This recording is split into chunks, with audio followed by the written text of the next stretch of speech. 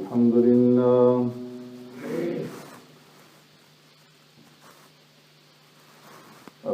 لله نحمده ونستعينه ونستغفره ونؤمن به ونتوكل عليه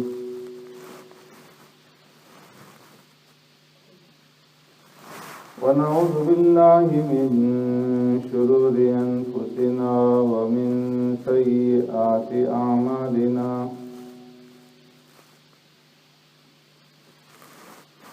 من يهده الله فلا مضل له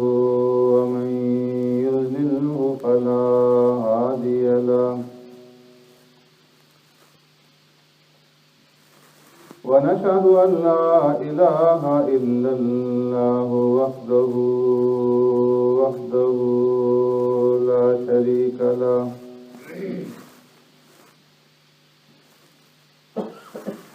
ونشهد أن سيدنا ونبينا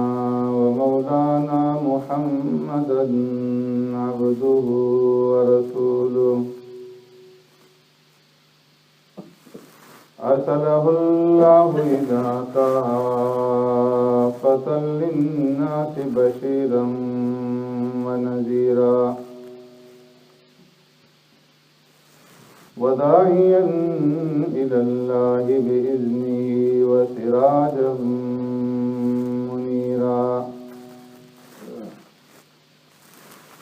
أما بعد فقد قال الله تبارك وتعالى في القرآن المجيد والفرقان الحميد فأعوذ بالله من الشيطان الرجيم بسم الله الرحمن الرحيم ولقد جاءتهم رسلنا بالبينات وقال النبي صلى الله عليه وسلم اللهم بارك لنا في رجب وشعبان وبلغنا رمضان أو كما قال عليه الصلاة والسلام صدق الله مولانا العظيم وصدق رسوله النبي الكريم ونحن على ذلك من الشاهدين والشاكرين والحمد لله رب العالمين يا رب صل وسلم دائما أبدا على حبيبك خير الخلق كلهم هو الحبيب الذي ترجى شفاعته لكل هول من الأهوال مقتحم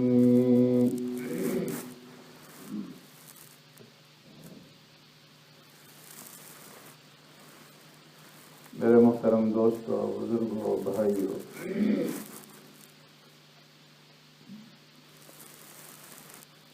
اللہ رب العزت نے انسانیت کی ہدایت اور فلاح کے لیے حضرات انبیاء علیہ السلام کو مبعوث فرمایا اور جو بھی پیغمبر مبعوث ہوا اس کو اللہ رب العزت نے دلائل اور براہین کے ساتھ مبعوث فرمایا اور انہی دلائل اور براہین کو معجزات کہا جاتا ہے۔ فرمایا وَلَقَدْ جَاءَتْهُمْ رُسُلُنَا بِالْبَيِّنَاتِ، ہم نے لوگوں کے پاس رسول بھیجے اور لوگوں کے پاس جو بھی رسول آئے وہ بینات کے ساتھ آئے، نشانیوں کے ساتھ آئے، معجزات کے ساتھ آئے۔ پیارے پیغمبر صلی اللہ علیہ وسلم نے ارشاد فرمایا ما من الانبیاء نبی الا اوتی من الآیات ما مثله اومن او آمن علیہ البشر، کہ کوئی نبی اس دنیا میں نہیں آیا الا اوتی من الآیات، مگر یہ کہ اللہ رب العزت نے اس کو آیات اور نشانیاں عطا فرمائیں، معجزات عطا فرمائے، اور ان معجزات کو دیکھ کر کے لوگ اس نبی پر، اس رسول پر ایمان لائے۔ ابراہیم علیہ السلام آئے، بے شمار معجزات دیے گئے، اور ان تمام معجزات میں ایک عظیم معجزہ آتش نمرود کا حضرت ابراہیم علیہ السلام کے اوپر گلے گلزار ہونا ہے، کہ جب ابراہیم علیہ السلام نے نمرود اور اس کی قوم کے معبودان باطلہ کو ٹکڑے ٹکڑے کیا، تو نمرود اور اس کی کابینہ کی طرف سے فیصلہ آیا،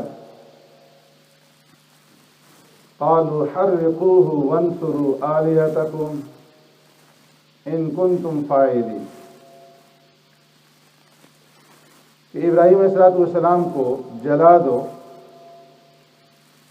اگر تم اپنے دیوتاؤں کی مدد کرنا چاہتے ہو، تو تمہیں یہ عمل کرنا پڑے گا۔ ابراہیم علیہ السلام کو آگ میں ڈالا گیا، قلنا یا نار کونی بردا وسلام علی ابراہیم، ہم نے کہا اے آگ ٹھنڈک اور سلامتی والی بن جا ابراہیم علیہ السلام پر، وَأَرَادُوا بِهِ كَيْدًا فَجَعَلْنَاهُمُ الْأَخْسَرِينَ، ان لوگوں نے ایک تدبیر کھیلی، ایک داؤ کھیلا، چال چلی۔ اللہ فرماتے ہیں کہ ہم نے ان کی اس تدبیر کو ناکام بنا دیا اور ان کے داؤ کو، ان کی چال کو فیل کر دیا۔ موسیٰ علیہ السلام آئے، بے شمار معجزات دیے گئے، اور ان میں سے دو معجزات مشہور ہوئے، ایک عصا اور دوسرا ید بیضا۔ کوہ طور پہ تشریف لے گئے، رب العالمین سے ہم کلامی ہوئی، اللہ نے فرمایا وَمَا تِلْكَ بِيَمِينِكَ يَا مُوسَىٰ، اے موسیٰ آپ کے دائیں ہاتھ کے اندر کیا ہے؟ قَالَ هِيَ عَصَايَ، عرض کیا اے رب العالمین میری لاٹھی ہے، عصا ہے، أَتَوَكَّأُ عَلَيْهَا وَأَهُشُّ بِهَا عَلَىٰ غَنَمِي، اے میرے رب میں اس کے اوپر ٹیک لگاتا ہوں، اپنی بکریوں کے لیے پتے جھاڑتا ہوں، وَلِيَ فِيهَا مَآرِبُ أُخْرَىٰ، بہت سارے اور بھی کام اس عصا اور اس لاٹھی سے لیتا ہوں۔ حکم ہوا القِهَا یا موسیٰ، اے موسیٰ اس لاٹھی کو زمین پر ڈال دو، فَأَلْقَاهَا، موسیٰ علیہ السلام نے لاٹھی کو زمین پر پھینکا، فَإِذَا هِيَ حَيَّةٌ تَسْعَىٰ، اس لاٹھی نے اژدہا کی صورت اختیار کر لی اور اژدہا بن کر کے دوڑنے لگا۔ موسیٰ علیہ السلام بتقاضائے بشریت خوفزدہ ہو کر پیچھے ہٹے، حکم ہوا لا تخف، اے موسیٰ ڈرو نہیں، خذها ولا تخف سنعیدها سیرتها الاولی، اس کو پکڑو، اس کو ہم پہلی صورت کے اندر دوبارہ واپس لوٹا دیں گے۔ اسی عصا سے اللہ نے بہت سارے معجزات ظاہر کیے۔ دریا پر پہنچے، حکم ہوا اے موسیٰ اپنی اس عصا کے ساتھ دریا کو مارو، دریا کو مارا، فانفلقا، موسیٰ علیہ السلام نے جب وار کیا تو دریا کے اندر راستے بن گئے۔ میدان طیہ میں پہنچے، قوم نے شکایت کی اے موسیٰ پینے کے لیے پانی نہیں ہے، حکم ہوا اضرب بعصاک الحجر، اپنے عصا کے ساتھ پتھر کو مارو، فانفجرت منہ اثنتا عشرۃ عینا، عصا مارا 12 قسمیں پانی کے جاری ہو گئے۔ تو جو بھی نبی آیا اللہ نے فرمایا کہ ہر ایک نبی کو ہم نے بینات اور نشانیاں دی، وَلَقَدْ جَاءَتْهُمْ رُسُلُنَا بِالْبَيِّنَاتِ، معجزات لے کر کے آئے۔ آقا نامدار سرور کائنات رحمت دو عالم صلی اللہ علیہ وسلم جو سید الرسل ہیں اور افضل الانبیاء ہیں، تمام انبیاء علیہ الصلوۃ والسلام میں آپ کا مرتبہ، آپ کا مقام سب سے اعلیٰ اور عرفہ ہے۔ تو اللہ نے آپ کے شایان شان آپ کو معجزات عطا فرمائے، بے شمار معجزات، معجزہ قرآن، معجزہ شق قمر، معجزہ معراج، ستون کا رونا، منبر کا ہلنا اور پہاڑ کا ہلنا، اس طرح کے بے شمار معجزات اللہ رب العزت نے پیارے پیغمبر صلی اللہ علیہ وسلم کو عطا فرمائے۔ لیکن ان تمام معجزات میں فرمایا کہ معجزہ معراج سب سے انوکھا اور سب سے نرالا معجزہ جو اللہ رب العزت نے آقا نامدار سرور کائنات رحمت دو عالم صلی اللہ علیہ وسلم کو عطا فرمایا۔ مسجد حرام سے لے کر مسجد اقصیٰ تک پیارے پیغمبر صلی اللہ علیہ وسلم کو سیر کروائی گئی، اور پھر مسجد اقصیٰ سے 7 آسمانوں تک، اور پھر 7 آسمانوں سے سدرۃ المنتہا، اور اللہ رب العزت نے اپنا قرب پیارے پیغمبر صلی اللہ علیہ وسلم کو عطا فرمایا۔ آپ صلی اللہ علیہ وسلم کی امت کے لیے نماز کا تحفہ اللہ نے عطا فرمایا، عظیم الشان معجزہ، اور ایک بے مثال معجزہ ہے جو اللہ نے پیارے پیغمبر صلی اللہ علیہ وسلم کو عطا فرمایا کہ اس معجزے کی کوئی نظیر اور کوئی مثال نہیں۔ تو فرمایا وَلَقَدْ جَاءَتْهُمْ رُسُلُنَا بِالْبَيِّنَاتِ، جو بھی رسول آئے وہ بینات کے ساتھ، معجزات کے ساتھ آئے۔ معجزہ معراج کب ہوا؟ مختلف اقوال ہیں، مختلف روایات ہیں۔ ایک روایت کے مطابق ربیع الاول کے مہینے کے اندر آپ صلی اللہ علیہ وسلم معراج پہ تشریف لے گئے۔ ایک روایت کے مطابق رجب کے مہینے کے اندر، اور بعض دوسرے مہینوں کے متعلق روایات آتی ہیں کہ سرکار دو عالم صلی اللہ علیہ وسلم معجزہ معراج آپ صلی اللہ علیہ وسلم کو نصیب ہوا۔ آج کل ہمارے ہاں 27ویں رجب کو خاص طور پر تعین کی جاتی، جبکہ روایات مختلف ہیں، ربیع الاول کے مہینے کے بارے میں بھی اور رجب کے مہینے کے بارے میں بھی۔ آج 28 رجب ہے، اور 27 رجب کی رات کو عموماً لوگ جو ہے شب معراج مناتے ہیں، اور شب معراج کے اندر عبادت کرنے کو شب قدر کے برابر قرار دیتے ہیں، بلکہ بعض لوگ تو شب قدر سے بھی افضل قرار دیتے ہیں۔ حالانکہ واقعہ معراج جو پیش آیا، میں نے پہلے عرض کر دیا کہ اس میں اختلاف ہے، اس کا مہینہ محفوظ نہیں اور اس کی تاریخ محفوظ نہیں۔ سن 590 میں پیارے پیغمبر صلی اللہ علیہ وسلم کو جب نبوت ملی، تو نبوت ملنے کے 5ویں سال معراج آپ صلی اللہ علیہ وسلم کو ہوئی، اور واقع معراج کے بعد 18 سال تک سرکار دو عالم صلی اللہ علیہ وسلم بقید حیات رہے، دنیا میں رہے۔ لیکن ان 18 سالوں میں پیارے پیغمبر صلی اللہ علیہ وسلم نے کبھی یہ نہیں فرمایا کہ تم اس رات کے اندر عبادات کا اس طرح سے اہتمام کرو جس طرح کہ تم شب قدر کے اندر اہتمام کرتے ہو، یا خاص کوئی فضیلت پیارے پیغمبر صلی اللہ علیہ وسلم نے بیان فرمائی ہو اس رات کے متعلق، یا اس سے دوسرے دن کے روزے کے متعلق۔ پھر پیارے پیغمبر صلی اللہ علیہ وسلم کی دنیا سے تشریف لے جانے کے بعد 100 سال تک صحابہ اکرام کا زمانہ ہے، صحابہ اکرام موجود رہے، صحابہ اکرام نے اس رات کے منانے کا کوئی اہتمام نہیں کیا،